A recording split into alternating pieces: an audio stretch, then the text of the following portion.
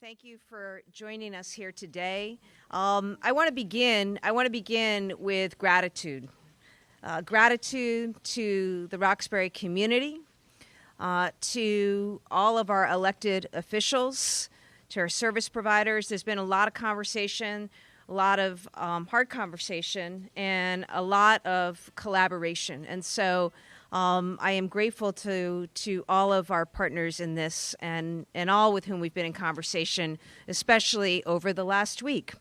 We're here today because we really don't have a choice. As you know, families continue to come into this country, continue to come into Massachusetts.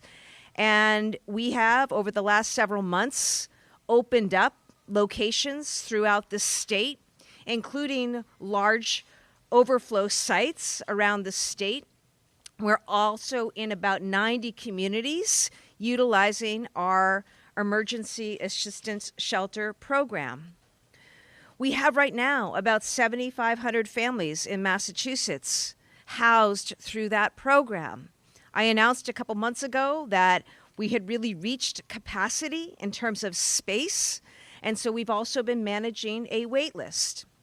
We do that by working to get people work and to help find them secure housing outside of the shelter system, and that is a work in progress. But in the meantime, we're here because we need to make sure we have a place for people to go safely.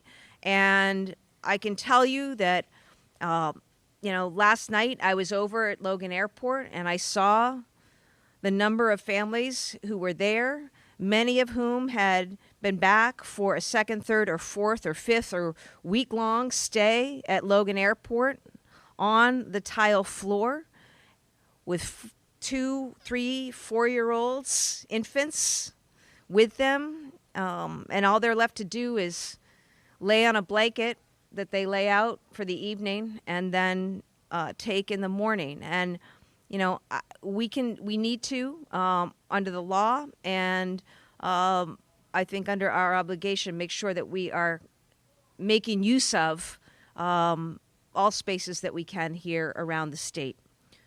So that's how we get to this point.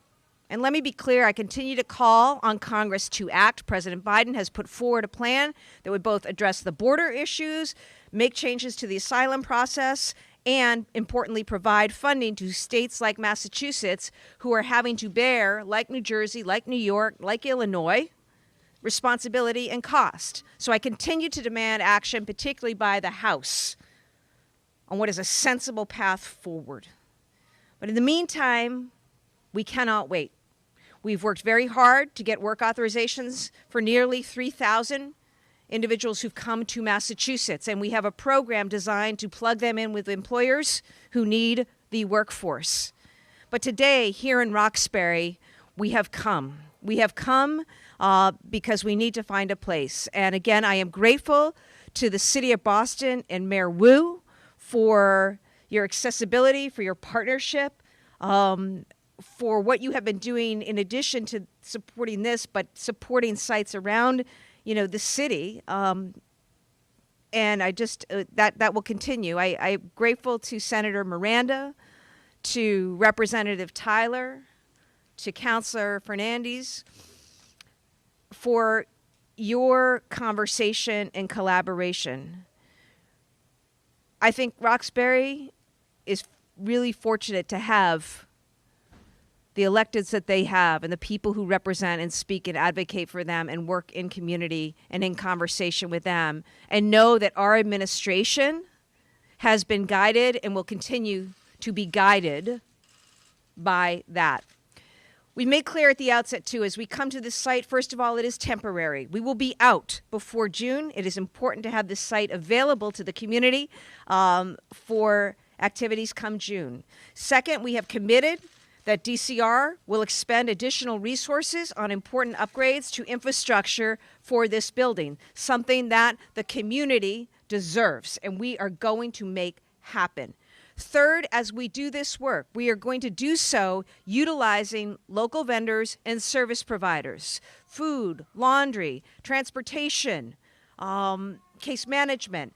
It's very, very important for the success of this that we do that. And I appreciate all of those who have participated so far in that. And finally, we will continue to work and advocate on the federal level. But I want to say, and very clear, I am grateful to the community of Roxbury. I am grateful to all who came together in this work. We have clergy represented. We have Dr. Gabot and IFSI represented. We have so many people who are working so hard around this state, and I have seen the very best of people in this moment. There is opportunity for the very best of people in the days and the weeks ahead. And I know if we can stay in conversation and work together, we are going to show how this can be done well. Thank you. I now want to give you Counselor Tanya Anderson-Fernandez, who has been such a champion and a real partner in all of this. Thank you, Counselor.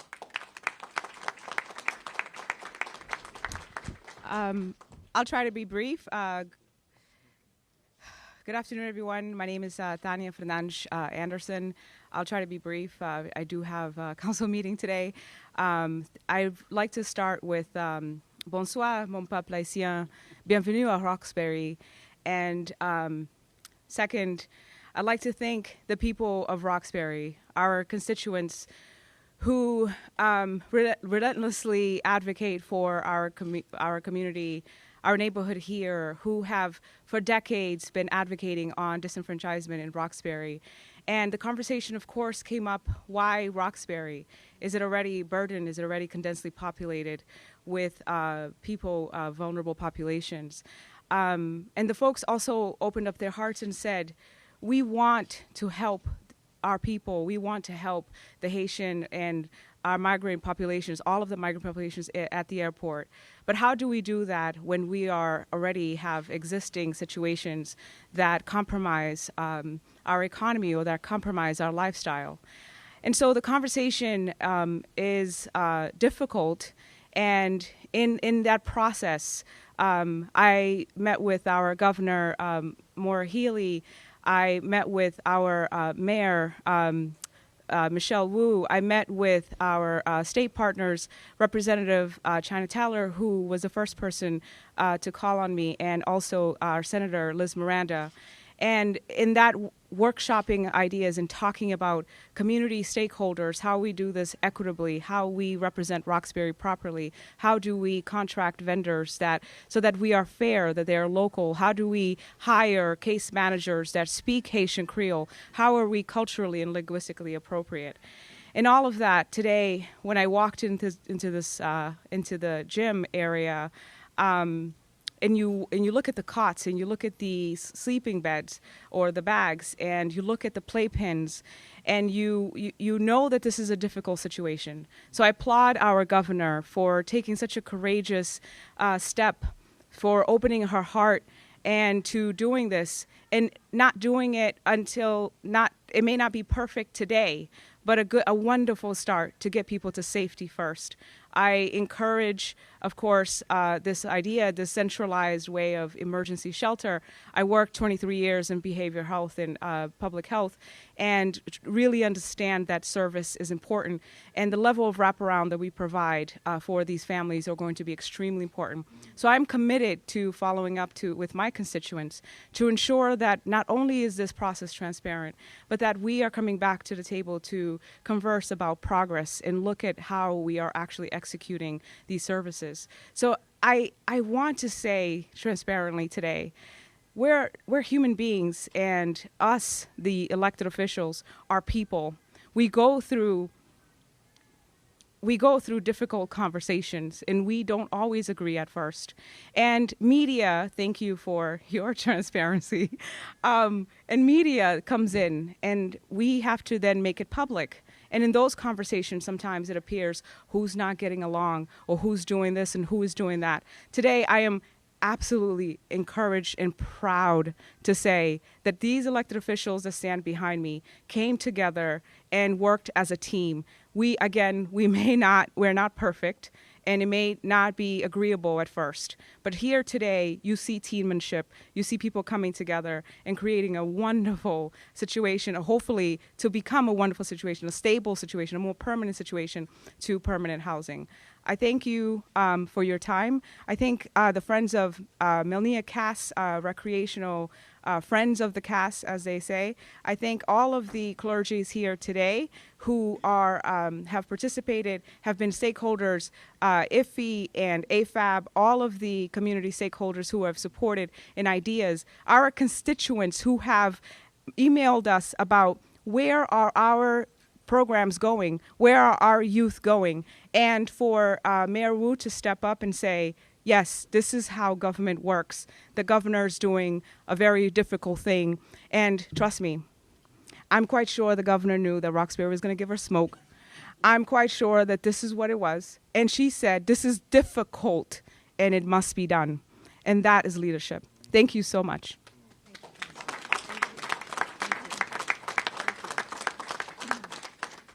Thank you, Councilor. I know you need to get to the City Council meeting. Senator Liz Miranda. Thank you. Good afternoon, everyone. This was such an important thing for me that I wrote prepared remarks. I couldn't come off the dome like my sister in service, Tanya, but just wanted to say, I want to start off by thanking the DCR staff of the Melnea Cass, the Friends of Cass, the participants and coaches of all the dozens of programs that are held here, our young people, our faith and community leaders, as well as the people of Roxbury, who've immediately jumped into action to be a good partner to this administration and to all the providers here today. I'd also like to thank my elected colleagues who've been working on this for the better part of a week, for your collaboration, and the governor and the lieutenant governor. I'll start by saying that Roxbury has always been a beautiful home to me and many of the people behind us today. It's a beautiful, diverse tapestry of people, a resilient community, and a community where so many have come here to start a new life. We are a people who help people in their worst moments, and we have always been that. Now I wholeheartedly understand that our community has been asked to sacrifice a great deal. We have our own unique challenges that the counselor spoke about, that we've been fighting the city, the state, and the federal government to remedy, not just today, not just yesterday, but for decades. And we are in a state of emergency, and none of us should stand by while women, children, and families sleep outside or in an airport who look like us. With that said, I want this community to know that all impacted programming here at the Cass will be relocated. The administration has committed to the procurement of all local diverse vendors to keep this facility running. We know it best. They have committed to the safety net shelter closing by May 31st so that this pool and this center will look brand new by June 20th. And they've committed to the necessary upgrades to this facility that we've been asking for as a former member of Friends of the Cass for decades plus. We can center humanity and the dignity of both our community here and the members in need and those in crisis, coming from political turmoil and violence that they had no choice but to run from. Over the next few weeks, we need to adequately fund the shelter system, as well as invest in the programs that support these families exiting the shelter system. This is day one to forever, to ensure that these temporary facilities are just that they're temporary. We need the federal government, you hear me, Biden, to act and respond to this growing crisis. And I applaud Governor Healey for the work she did organizing 8 other Democratic governors to urge for the investment and attention to this issue. In closing, I want to say, as the center of this community, it is my responsibility to represent people who have lived here their whole lives like me, like Rep. Tyler, like Councilor Anderson, or people that moved in last week, or people who will move in today. I truly believe that this community, the providers, the small businesses, our civic leaders, our faith leaders, our community leaders, and the administration can come together to make this smooth transition for this community and a safe place for those in crisis who seek shelter and safety. And lastly, Roxbury is doing their part. I would ask all my elected officials who represent the other 350 cities and towns in the Commonwealth of Massachusetts to step up and do their part. This is our shared humanity, and these are our people and our shared opportunity. So I want to thank you.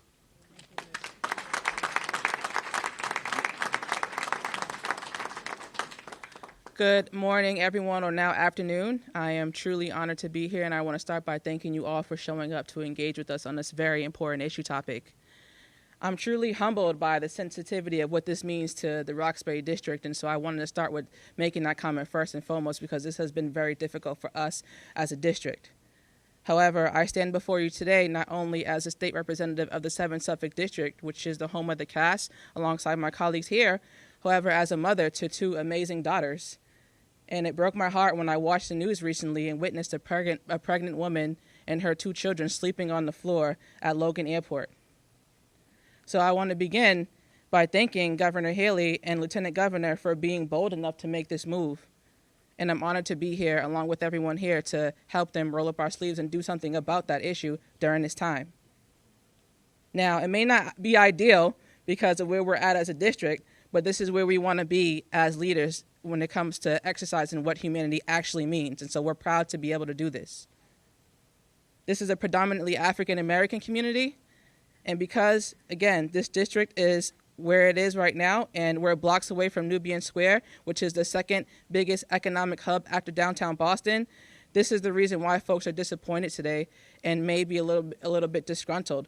But again, having small businesses and local vendors be a part of this changes the narrative on making sure that folks like Fort Hill Bar and Grill and many other local vendors be a part of that. We're changing the narrative on making sure we stimulate the economic community here in Roxbury. So this is an all hands on deck situation. I'm very, very honored to be here. And I just want to, again, commend everybody for being here today. And I just truly am grateful to be a part of this situation. So thank you again.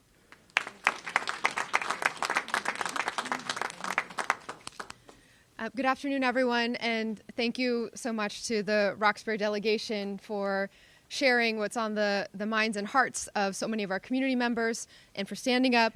Thank you to the governor and lieutenant governor and their entire administration for their leadership in an impossible situation. I hear from mayors all around the country on a regular basis, just had 2 conversations in the last couple of days around the stresses and the challenges that this crisis of migrant families needing services and shelter and homes are presenting at every level of government and especially at the state and local levels. The difference, though, that we see here today is that in many of those other cities, when the going gets tough, when the conversations get really hard, people are looking around to see who will step up. And in this case, you see not only those who are immediately confronted with this in their jurisdiction stepping up, the governor and lieutenant governor administration taking this on statewide, but the local elected officials stepping up, our community members and leaders in the neighborhood, our clergy and faith leaders, and everyone here really reflecting what our beloved community is, and in those difficult times coming together to stand together and say we are going to figure out a way to not only solve the challenges and the needs that are immediately at hand, but in some ways treat this as an opportunity to be able to expand the impact and set a new model for how the rest of the country could think about this as well. Yesterday, I had the chance to be in D.C. for a couple different convenings and spoke with the team over at the Department of Homeland Security. But like the governor, on the way flying out, I stopped in at Terminal E to understand and share in some of the experiences of the families who are there. Their families are the same. Their stories are the same as ours. People who just want to try to give their kids a chance and a better life. And we are a little bit stuck in a system where the federal machinery needs a lot of fixing. It needs resources, it needs process improvements, it needs action, and it has needed that for decades. And I continue to hope, alongside everyone here, that we will see action at that level that can provide those resources and provide the direction and guidance that will end up being taken care of by states and cities otherwise. We know that Boston has always been a place, Roxbury has always been a place that steps up. And we are proud that in the midst of this national crisis, in the midst of this statewide crisis, the City of Boston continues to set the standard for what it means to deliver resources and do our part. We already are home to more of the emergency assistance units than any other community in the state. This year, this school year, we have proudly and happily absorbed 1,600 new students, many of whom are newly arrived in migrant with their migrant families and are adjusting to the city, this country, with the supports and infrastructure that our incredible Boston Public School educators are delivering. We are continuing to feel the strain in the shelter system for individual adults that the city runs. We have our census, our point-in-time census to assess unhoused individuals and the need for shelter by going out at midnight tonight as part of every city's count of who is sleeping on the street and is in need of services. And we know that those numbers are growing and that our shelter capacity is stretched to the point that at the local level, we are also opening overflow capacity in order to accommodate everyone. 25% of our beds now in our local shelters used to address supports needed for the migrant crisis as well. And so when it comes to taking care of those families who are just trying to make a way and who are currently sleeping out in the airport or trying to find shelter or moving around in all different spaces, I am very grateful to Governor Healey for her leadership. I'm grateful to this community, and I'm grateful to everyone who has come together. We at the city level will have already been making as many preparations as we could because we know this will be all hands on deck for the city of Boston over these next 3.5 months as well. I want to thank members of our team who have essentially dropped everything to make sure we could be as prepared and ready to partner and be the very best partner that we can be. Our Deputy Chief of Staff, Yusuf Ivali, has been quarterbacking a lot of this along with Ajay Singh. We have leaders from who have been addressing all different pieces to support and partner with the state. Our Chief of Human Services, Jose Masso, and BCYF Commissioner Marta Rivera have been nonstop working with Commissioner Arrigo and the state to help identify locations and work with the community to find homes for the programs that we know must continue that used to operate here at the CAS and to find space for the community members who might not have been part of the track club or a formalized program, but still need and deserve that space to be indoors when the weather is cold. And that work will continue until every single program and space is replaced. I want to thank those who have been thinking on the basic city services side. Mike Brohl and the team thinking about what this will mean for foot traffic and site cleanliness. Chief Sheila Dillon on the housing side, how we can plug in with supports on trying to expand and make sure that there's somewhere to go after residents are stabilized here. Superintendent Mary Skipper was here for our walkthrough earlier as well, because we know that with the young people here for now more than just a couple days at a time, we are planning to enroll them in the Boston Public Schools and make sure their education is as uninterrupted as possible. And we have our whole public safety cohort as well of our first responders who have been in and out of this site and working to establish plans. Commissioner Michael Cox, Commissioner Paul Burke of the Fire Department, Chief of EMS, Chief Jim Hooley, and Dr. Pasola Ojakutu of the Boston Public Health Commission and their teams. They have done a full walkthrough and worked with the state to identify the places where more fire alarms or the life safety systems needed to be tested and expanded. They have checked every inch of this building from a life safety perspective and are prepared to ensure the safety of not just our residents who are here in the area, and we're going to minimize any kind of impact with traffic and this and that and access to public spaces, but most importantly, public safety for the families we will be welcoming here and to ensure that their experience here represents what we know Boston means as a home for everyone and as a place where everyone belongs. So we will continue to be in close coordination with the state and with our entire delegation on all of those pieces that the city is uniquely managing and looking to support. And we most of all just want to say to the residents of Roxbury and all of the community members, we are here as a resource. This entire team is here to make sure that anything that you need in this period, throughout this period, after this center is returned to full community use, we are here on the ground, and any issue that you identify, please reach out. We will be partnering very closely to make sure it gets addressed. We have also heard tremendous desire from the community to help. And I want to thank our leaders from the faith community who have been in many conversations already on ways that our churches and faith institutions have been taking up many pieces of finding additional shelter spaces or providing programming or making sure that there will be services available for the families who are here as well. This is a village effort, and thank you to everyone who is part of that village. Someone I forgot to shout out who is maybe the most important linchpin for us here on the ground, our Roxbury neighborhood liaison, Asha Janae. Thank you for all that you have been doing as our point person here, and to your entire ONS team, Beata, our ONS director, and everyone. This will be the city's partnership for the next several months as well. So I'm very grateful to everyone here and eager to make sure that, again, we set a model for the rest of the country.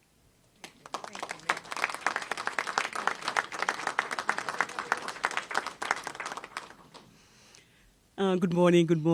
My name is Dr. Gabo with the Immigrant Family Services Institute, and I have to say that I'm very emotional at this time as I was standing here and listening to all the elected officials, the governor, the mayor, everyone talking about our community, and we all knew that we received a lot of phone calls when we saw the families at the airport. We knew that that's not the right place for them. And when children are asking, Mommy, where are we going tonight? Where are we going to sleep? It's a human crisis. And when all of us come together and to really support those families and to do the right thing, I mean, it means so much to those families. And today I am so grateful to the governor, to the mayor for really showing what it means to have courageous, compassionate, brave leadership. Because so often we are so afraid about the issues. We don't even want to attack. We don't want to try. But when we want to say, this is an opportunity for us to be better, this is an opportunity for us to be stronger. And knowing, the history of Haiti and the work that we have done as a village, always welcoming people, always, being there to share a meal. When we know that, we are very confident that the community here at Roxbury will do the right thing, welcoming the families with grace, with compassion. Because at the end of the day, I always say life is not about us. Life is about, the impact that we have made on those who were among us, the most vulnerable one. We were able to take some time to sit down and talk to them and say, let's read together. Let's, eat together. This is about making an impact. Because when we go home, it's not about what car did we drive or what house did we. It's about what did we do? What impact did we have? And today, Governor Healey and Mayor Wu, I am so grateful, all of you, for you to take this risk. We know it's not easy. And I always say to my team, not easy doesn't mean impossible. All right? Because it's not easy, because it doesn't mean it's impossible. We can do it. And we can show the whole world that we can lead with grace. We can lead with compassion. So my entire team, my entire community is behind this movement. So whatever we need to do to support, to guide, we will do it. So again, let's put our hands together. Let's open up our hearts to those families. It's not either or. We can do both. We can do both, right? We can serve our community while welcoming others. And that's the right thing to do. So today I applaud you guys, all of the leaders, for doing the right thing. And again, we are going to be there to support and to guide. And I'm inviting all my church leaders. I'm inviting all of the community-based organizations, all individuals who are in this area to step up and come and say, what can I do? Because that's the question. How can I help? And when you do that, you will see the joy of being available, being able to serve, and being able to make a difference. Again, thank you so much for all you do, because those families who are here, they are my brothers. They are my sisters. I hold them very dear to my heart, because I know that they are here not because they chose to, but because they were forced to leave. So let's welcome them. Let's welcome them, and let's make a difference. Thank you so much.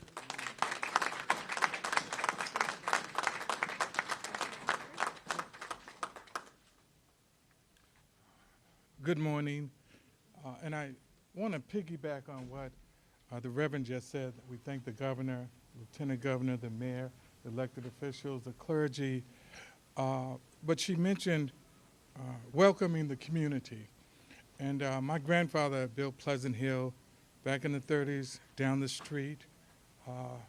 It's no coincidence that this is taking place on Martin Luther King Boulevard. I think the significance of it happening here is because it's at the Cass Center. It's no insignificant. The Cass Center, Melnea Cass, one whose life was, if you can't do anything great, do something small, but do it great. And so as we stand here on Martin Luther King Boulevard, Martin Luther King raised a question.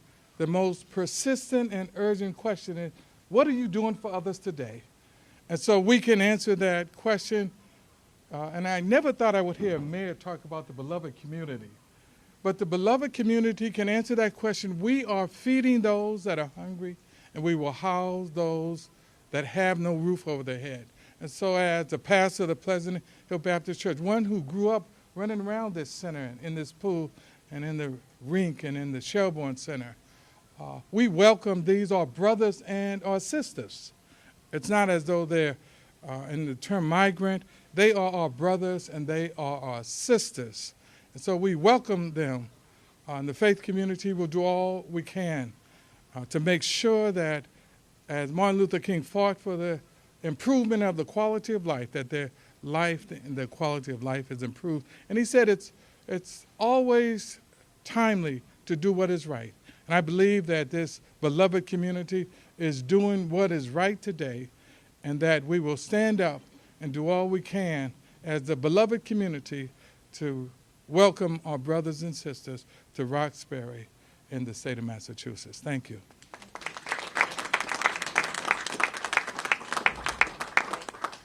Thank you so much, Reverend. I know we have folks who need to get back to the State House, too, for state business. So we'll be happy to take questions. I want to acknowledge Friends of the Cass, Senator Diane Wilkerson, who is here as well, all who have joined and come forward today. Thank you for, again, your partnership in all of this. And huge thanks to Mayor Wu and her team. You heard outlined the resources and the work that they are doing, in addition to the work of our team on the state, from DCR to HHS to others across our incident command. So many thanks for that.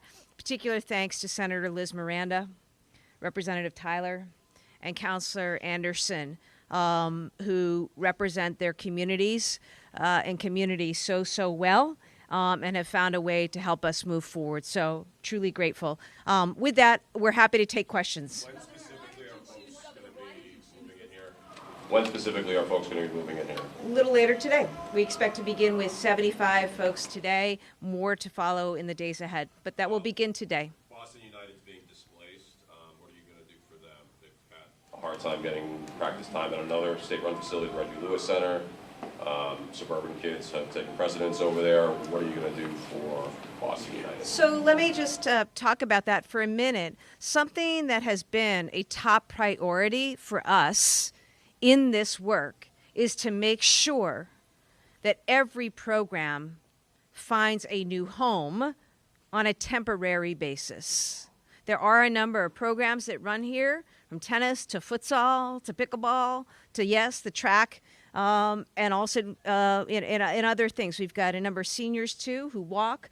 Know that we have a list of every single program and how it is used in this building. And we have been working hard with the city, with others, over the last several days to relocate programming. We've been successful with some. We have a few more that we are working on. With respect to Boston United, we are looking at sites in the vicinity. We have a meeting later today and hope to be able to report favorably on that, but certainly making sure that the 100 to 200 kids who are part of the Boston United program, I know how important it is to our young people to have that kind of programming, to have that opportunity. And frankly, what I've seen and been heartened by is more people opening up their doors. So yes, we got the Reggie, and as you know, you alluded to, the Reggie's booked with a lot of activities for some time through March.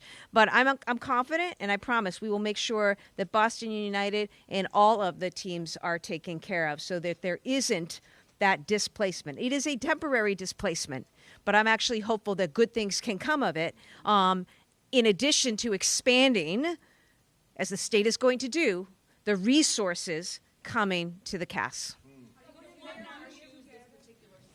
And how much money are you dedicating for renovations here? What kind of, is that sort of a thank you to this community, and what kind of renovations? Well, the good thing, Beth, is, as you know, I appointed a new commissioner, DCR, with this new administration, in Commissioner Brian Arrigo. He already had worked in the budget and in capital planning to make sure that we were doing what Senator Miranda said had needed to be done here for a long, long time. So that is our commitment. Actual numbers, I don't know the actual numbers as I stand before you, but we will do whatever it is and what it takes to bring the kinds of resources that and the upgrades that this building deserves. In terms of why this location, we have been at it now for a year since we took office on this issue. As I say, we've identified sites in over 90 communities around the state.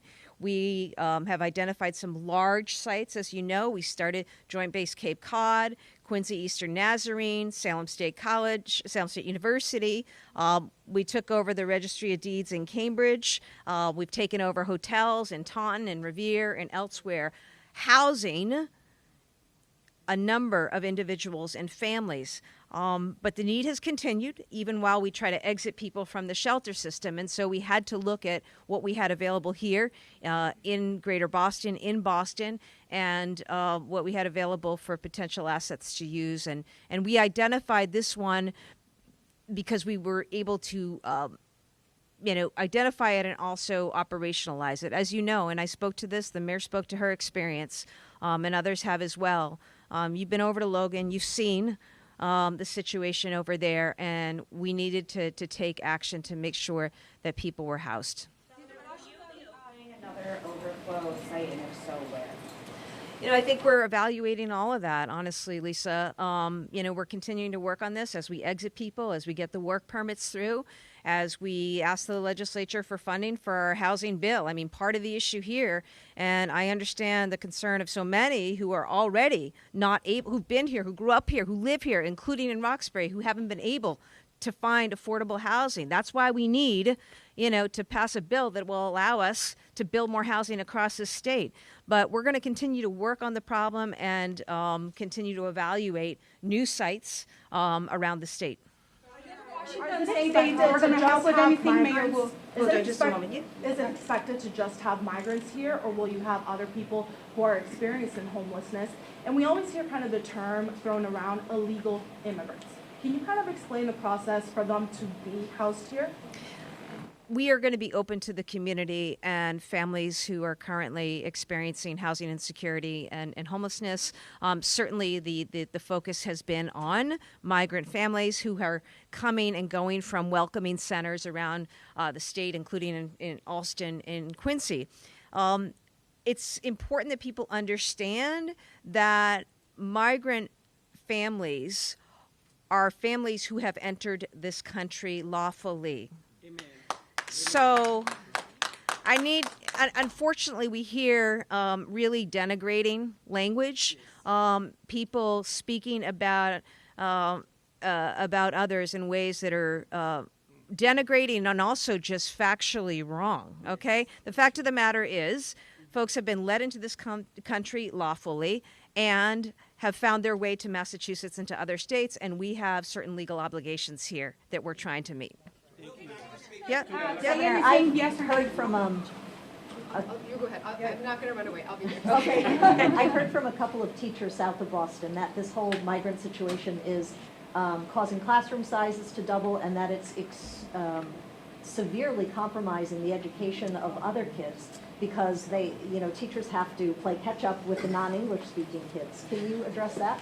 One of the things that I've been really heartened by is the number of communities, including Boston, who have taken in new students and who are doing very well in school. The state has an obligation. We have provided funding through Chapter 70 to schools that are, of course, housing new students and students coming from migrant families. So we're going to continue to work, the state will, with our local school districts and support them in their efforts. And again, I just appreciate the work of so many school districts and educators.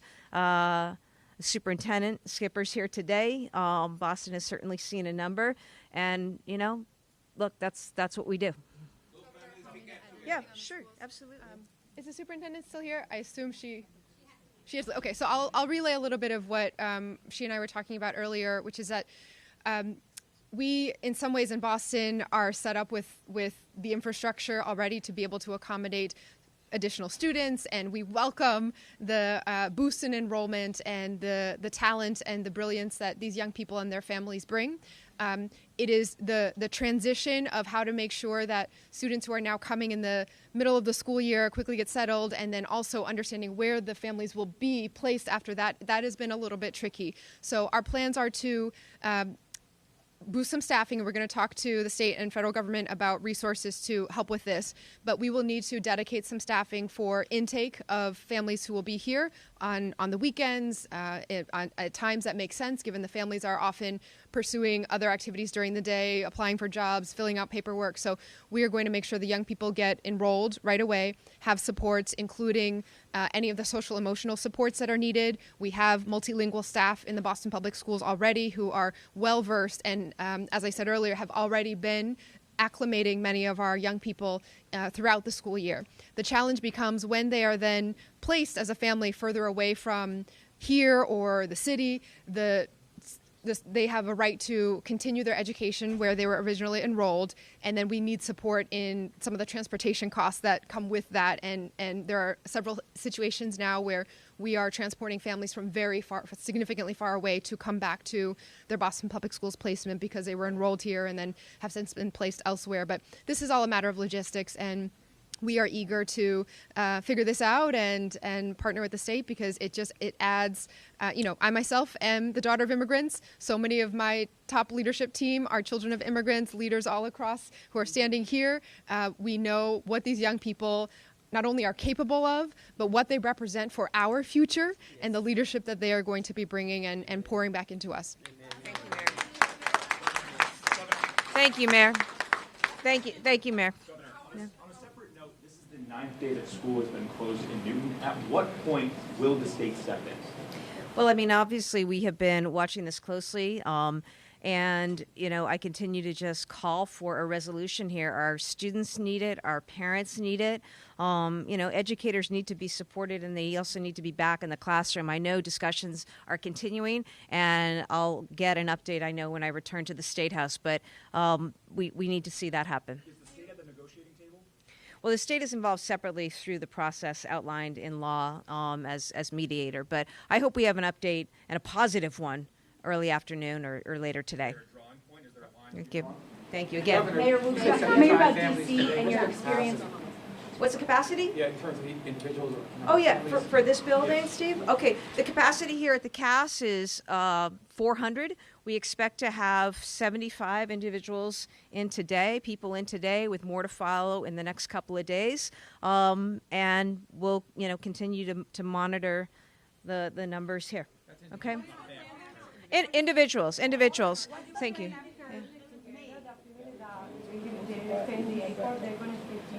Yeah, absolutely. And look, in the interest of everybody's time, we can take more questions, but I'll answer this one and then step away.